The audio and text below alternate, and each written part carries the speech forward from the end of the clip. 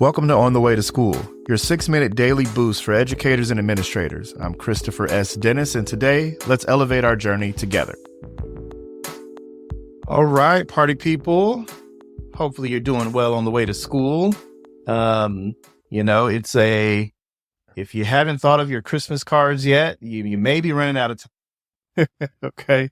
Maybe those are New Year's cards now. But no, in all seriousness, I'm always impressed and, I admire folks who can kind of make a commitment to doing the Christmas card concept.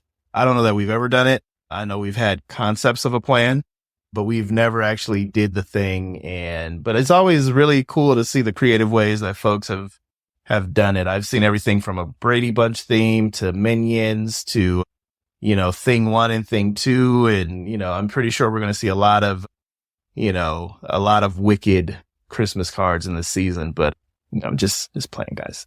Whatever you do, people appreciate it and it's really thoughtful. Since I don't, just know, hey, happy holidays, folks, for the Dennis family. That's in all sincerity. So jumping back into this series about advice that has been transformative across my career, advice and just experiences that have been life-changing. The last episode I talked about just kind of the politics of leadership and how some feedback I got was really helpful for me. And today's topic was not something that someone told me, but it was something it kind of revealed itself to me when I was working at Scripps College. And during this time when I was there in the dean's office, it was I think this is just who's Scripps College, what Scripps College is. It's really about the student voice and activism in a really transformative way. So as a women's college, I just learned so much from the students. And what I learned kind of as a theme was, the students aren't there to wait for you to catch up and learn. They need you to know how to support them now.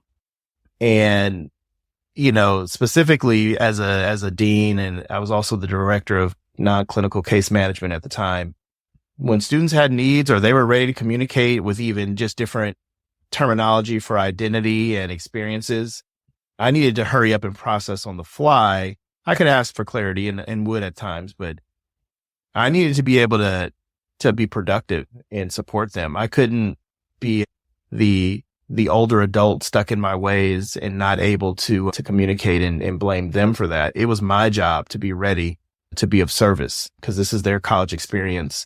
And I'm in a role that is critical to their journey if they need my support. So, 3 things come to mind when I think about how students need you to be ready to support them. The first is just stay current and relevant.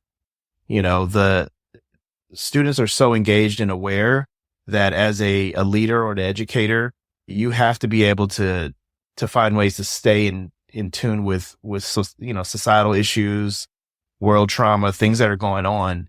And it's your responsibility to be able to be aware and know how to leverage the functions of the institution to ensure that they're not being given a marginalized experience.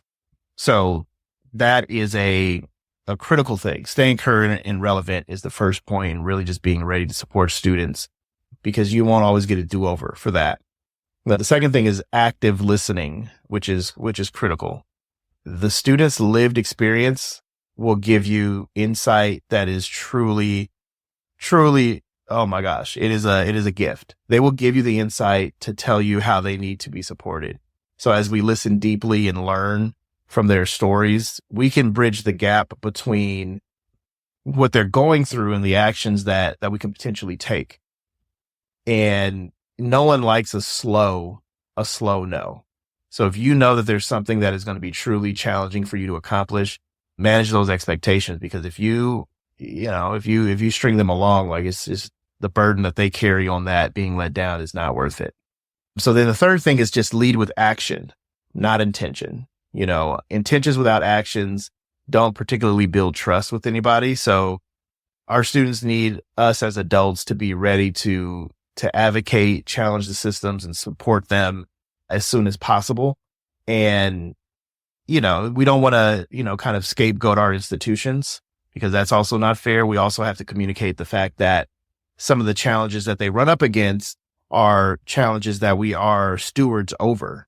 Okay. So it's okay to have an action plan that, may have to run up against some challenges with other colleagues, but it's okay to name them for yourself, but you don't need to out those processes to your students. But again, lead with action and not intention. It's the action that builds trust. The students will see you working and trying to involve different people to help solve some concerns and problems. And you don't have to try to solve everything for the student. Sometimes it's all about listening enough and actually helping them understand what are their choices with the resources and the options they have. So again, on this leadership journey, just sharing some things, but students don't want to wait for you to learn how to catch up and support them. They need you to be ready to do it right now. So hopefully that's helpful today on the way to school. And hey, we'll chat again. Take care. Thanks for joining me on the way to school. Stay inspired, stay motivated, and keep making a difference. I'm Christopher S. Dennis. See you tomorrow.